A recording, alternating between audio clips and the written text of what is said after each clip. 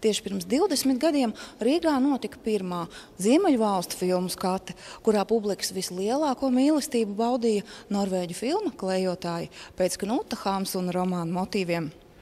Šo gadu laikā skandināvu filmu skates ir kļuvušas gandrīz par ikgadēju parādību.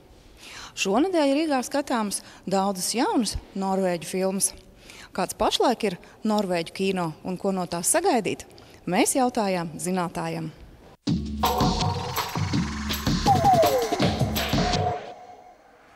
Jaunā tūkstošgada kļuva par pagrieziena punktu Norvēģijas kino, kad tika reformēts valsts piešķirtā kino finansējuma veids un kino no augstās mākslas pārorientējās uz izklaidi un žanru dažādību.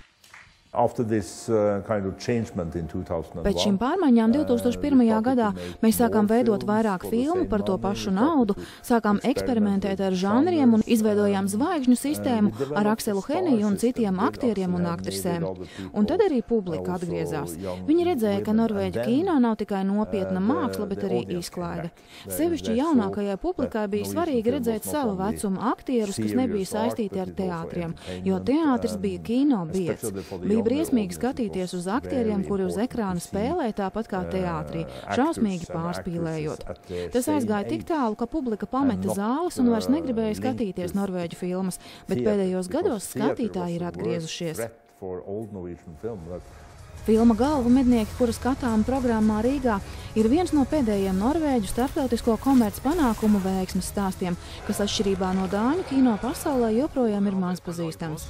Taču UNSB, pēc kura darba tapusi filma, var salīdzināt ar Millennium sērijas autoru Stīgu Larsonu, kurš tulkots daudzās valodās, tāpēc neizpaliek arī ievērība filmai.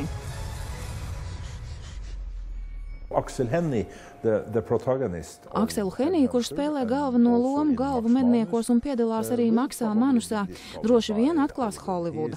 Viņš uztver to ļoti nepiespiesti.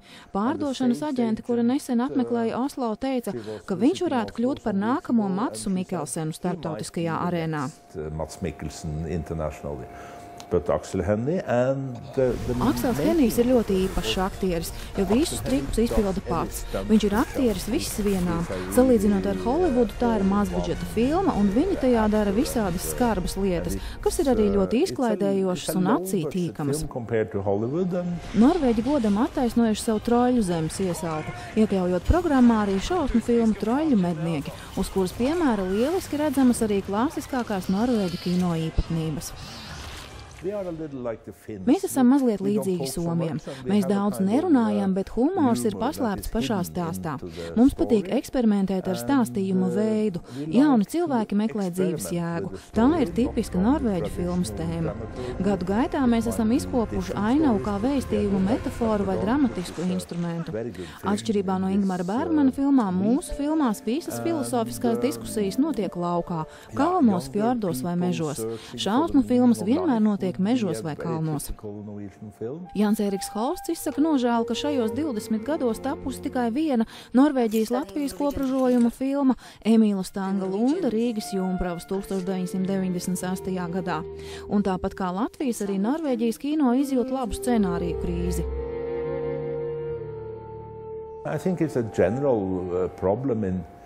Tā ir vispārēja problēma visā Eiropā pēc augstā kara. Atvērties Eiropas Savienības kopējais tirgus, iestājies miers un nav vairs nekā ko stāstīt. Lai gan vajadzētu būt, jo bijusi finanšu krīze, notiek darba spēka pārvietošanās. Dīvaini, ka šie nopietnie sociālie stāsti netiek pielāgoti kinematogrāfam, bet gan jau tas notiks. Eiropas kino vispār un arī norvēģu kino ir ļoti atkarīgs no literatūras, tāpēc vajadzīgas labas grāmatas, lai taptu labas filmas. Pat ja mežonīgi skaistā daba un pārticīgā dzīve, kā arī stereotips par ziemeļniekiem kā par noslēgtiem un skarbiem tipiem, pirmajā brīdī biedē ar pārāk atšķirīgo, norvēģu kino programma pierāda, ka mums ir vairāk kopīgi nekā varētu domāt.